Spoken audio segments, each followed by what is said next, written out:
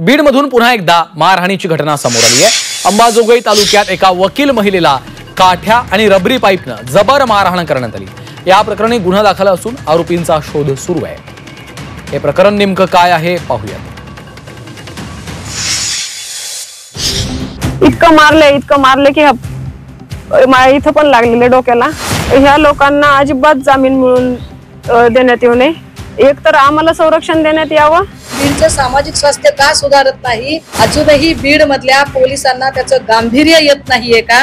मी त्याच्या संदर्भामध्ये एसपी आणि कलेक्टरला सूचना दिलेल्या आहेत, त्यांच्यावर सक्त कारवाई करा अशा सूचना दिलेल्या। बीड मधील गुंडगिरीचा आणखी एक प्रकार समोर आलाय।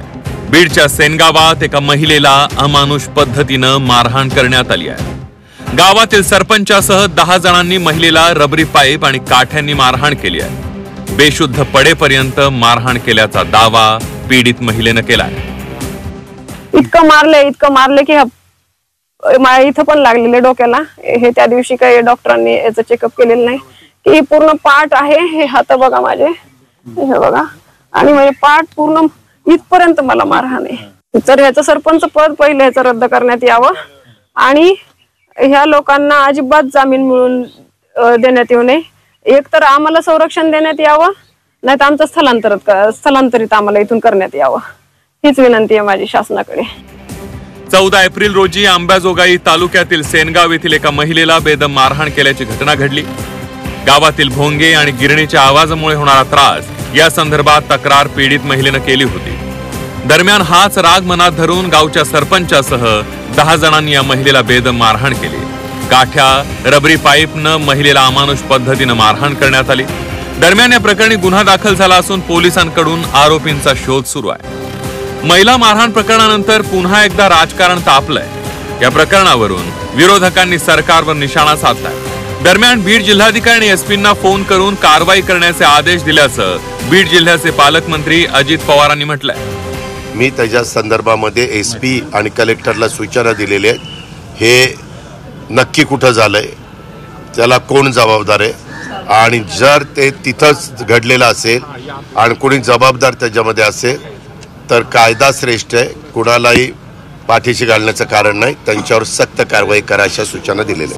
बीडपेक्षा वाईट अवस्था सिंधुदुर्गात मध्ये सुरू आहे। बीड तर हातातून गेलेलंच आहे देवेंद्र फडणवीस यांच्या, पण सिंधुदुर्गामध्ये दिवसा ढवळाचे खून, हत्या, अपहरण, मारामारी सुरू आहेत।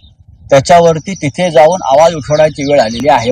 वकील महिलेला केलेल्या मारहाणीनंतर सुषमा अंधारेंनी सरकारवर टीका केली आहे। पालकमंत्री बदलल्यानंतरही बीडची परिस्थिती का बदलत नाही असा सवाल त्यांनी केला।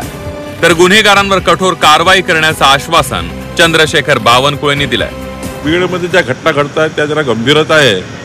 एकदा माननीय मुख्यमंत्री यावर फार सिरियस विचार करताय, पण बीडमध्ये एकदा चांगल्या पद्धतीचं त्या ठिकाणी एवढं त्या ठिकाणी आम्ही काम करू नये।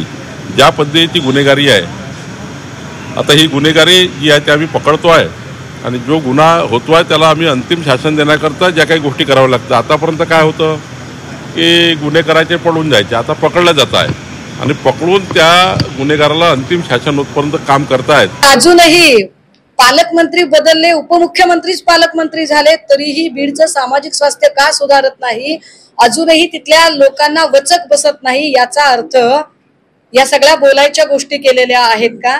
अजूनही बीड मधल्या पोलिसांना त्याचं गांभीर्य येत नाहीये का? बीड मध्ये म्हणजे माझ्यासारखा माणूस तर वैतागून आता बीडला जाणत नको, इतक्यापर्यंत स्थिती निर्माण करून ठेवली। वकील महिलेला झालेल्या अमानुष मारहाणीनंतर बीड मधील गुंडगिरी कधी थांबणार असा सवाल आता उपस्थित करण्यात येतोय।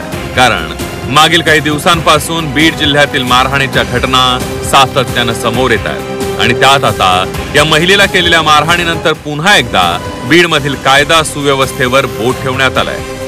ज्ञानेश्वर पतंगे, झी 24 तास, बीड।